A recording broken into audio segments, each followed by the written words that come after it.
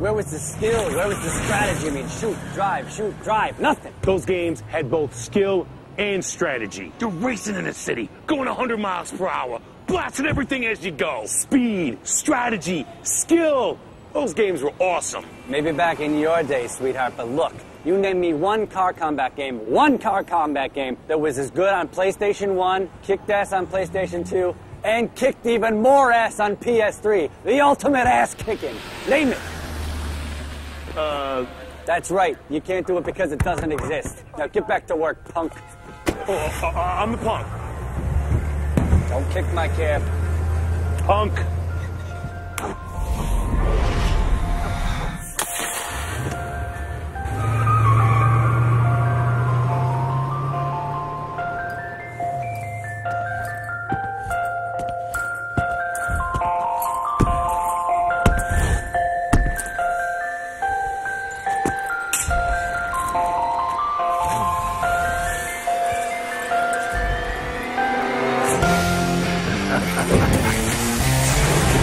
Light 'em up, boys.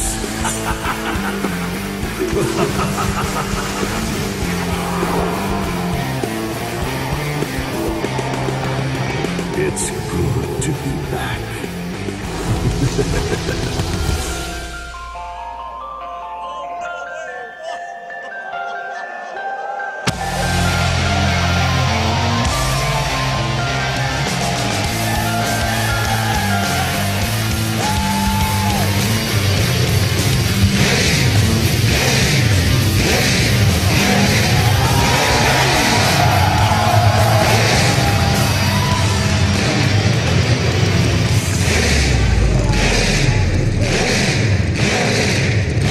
Hey everybody, I'm David Jaffe and this is Scott Campbell and we're the co-founders of Eat, Sleep, Play. And we're... Thank you. And we're really excited to show you guys the next edition of the Twisted Metal franchise. Now, Twisted Metal is the longest running series in PlayStation history. From PS1 to PS2 and onto the PSP, the multi-million selling Twisted Metal series has been there from the start. And today we're excited to announce that the Twisted Metal legacy will continue, coming exclusively to PlayStation 3, 2011. Our new game, Twisted Metal, is being created by the same key members who gave birth to the dark humor and fast action gameplay of the classic Twisted Metal series. So let's get a quick look at some gameplay from our online team deathmatch mode.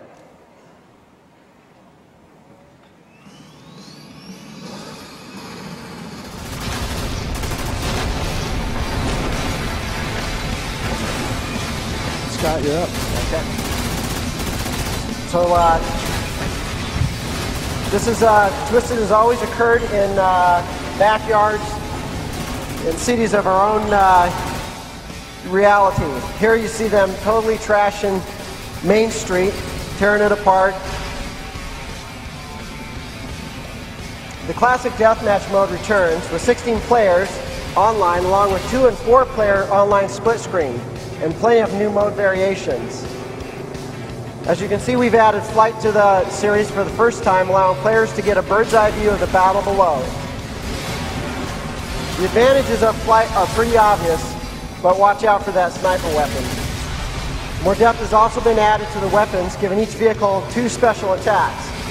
We've created team weapons that bring out the co-op nature of our team-based gameplay. As you just saw, the Magnet Special is good for carrying your teammates into or out of the battle zone. The twisted humor of the series is back in both the gameplay and weapons, as well as with our characters and stories for our campaign mode.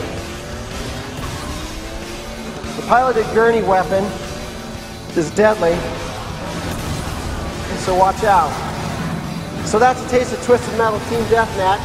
We've got Dave here doing a sniper shot.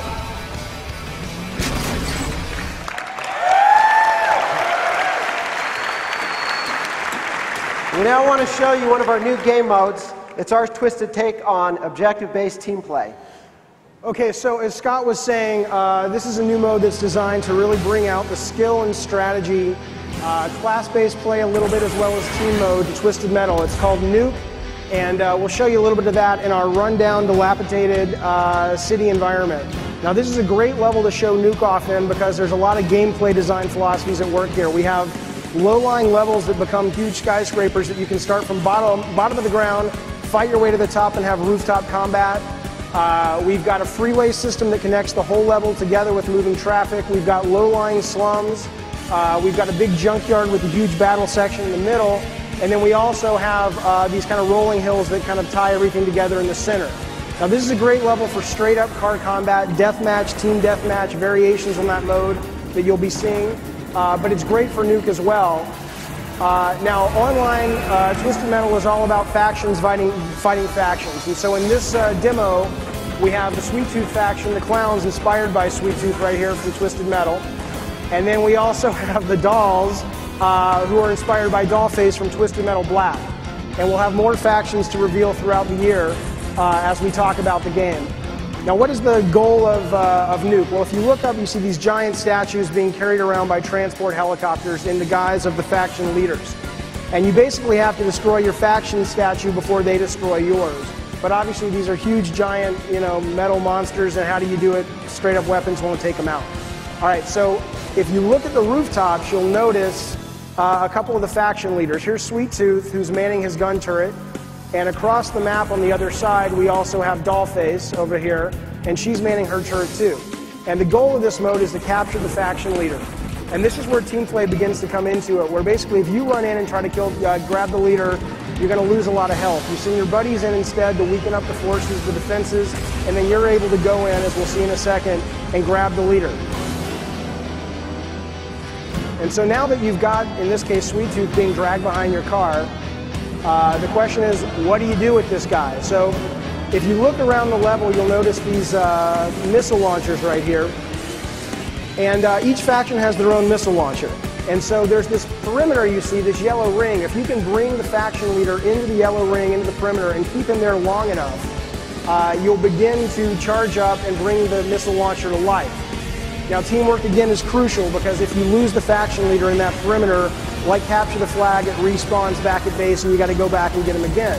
So if you can get a buddy to post up on top of a skyscraper with a sniper rifle, it's really effective at taking down the enemies.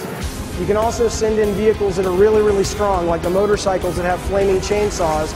They can take out bad guys in 2 or 3 hits. So in this case, we've charged up the missile launcher because we've kept the leader in there long enough. And now all that's left to do is basically sacrifice the leader to the missile launcher, and you will earn your faction a missile launch. So here he goes. Now he's in, and now you've earned the missile. Now what's left to do is you and your team have to guide that missile and protect it from helicopters and a variety of other attacks into the enemy statue. And the first team to hit the enemy statue 3 times wins Nuke for their faction. So that's our Nuke mode. We're really excited to meet with the press later in the week to talk about the mode and more of the depth and whatnot. Thank you for your time. Everything you saw and more from Team Deathmatch is playable starting now in the Sony booth. We look forward to seeing you there. Have a great show.